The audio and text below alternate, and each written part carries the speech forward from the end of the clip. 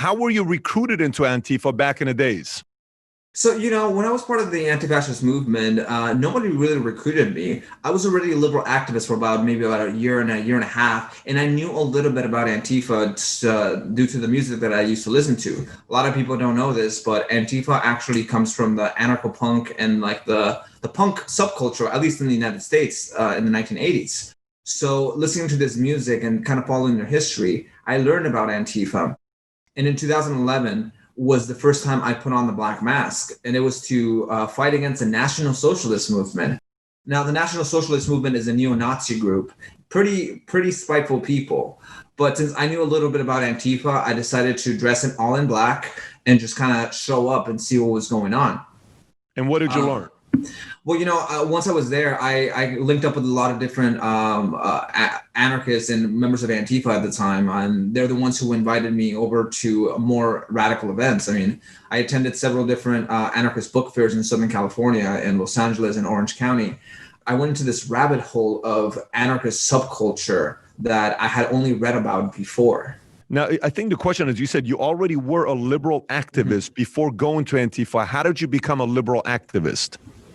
Well, I'm a Mexican immigrant. I came to the United States, specifically California, in 2002 when I was 9 years old.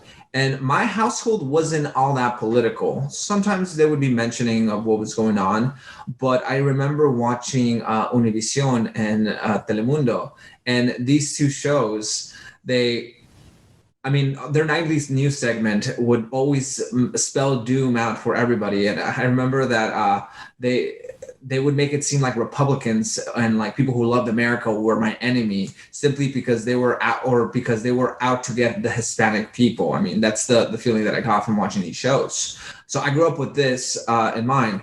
And then in middle school and high school, I had multiple different teachers who told me that I needed to do something. Well, not just specifically me, but to the class, that we needed to be the voice of change.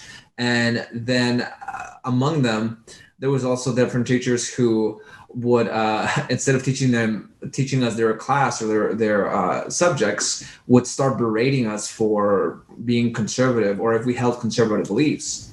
Is that your biology teacher you're referencing? Yeah, exactly. He wasn't the only one, but there is a biology teacher that I had, and I remember that he used to yell at us. And there was this one lecture. It was about evolution, and he was saying how people who believed in God and didn't believe in evolution were stupid, and specifically pointing it to us.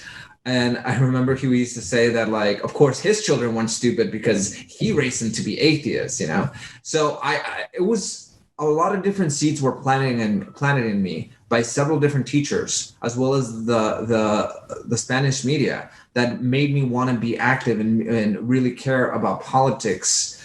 And the first time that I did something that really, really political was around 2006, I think. And I remember that there was this Republican from Wisconsin, I forget his name, I read about him in my book, who introduced a bill to make border crossings into the country criminal, illegal border crossings rather, while obviously crossing into the border into America illegally is illegal, it's not criminal. But what this bill would have done was to criminalize anyone and throw them in prison or jail or whatever for coming here illegally, as opposed to just deporting them. Well, I remember in Univision and Telemundo, it was the beginning of a new genocide and internment camps and all these big things that were happening all throughout the country. And I remember a lot of my different classmates were mad about this, and we were marching around our school. This is middle school at this point. I mean, that's basically the first time that I did anything overtly political. But from there, I did things for anti-war things against Bush, as well as I also, in 2009, to protest Arnold Schwarzenegger, who was the Republican governor of California, I marched with the teachers' unions. That was kind of like what it was at the time, just protests, against the U.S. Army, just a bunch of small little things. What were some of the phrases? We have a big Mexican community, specifically Mexican community that follows the content here. What were some of the phrases you grew up with listening to Mexican media or Latino media? Obviously, Jorge Ramos represents a big Latino community. But what were some of the phrases you would hear? What are they going to do to you? You said the genocide. What were some of the phrases you heard, specifically in Spanish? In Spanish, gosh, it's kind of difficult to kind of remember. I just kind of remember like the sense of these different things. It's fine if I speak Spanish in your show? Sure. You can say what they said. Yeah.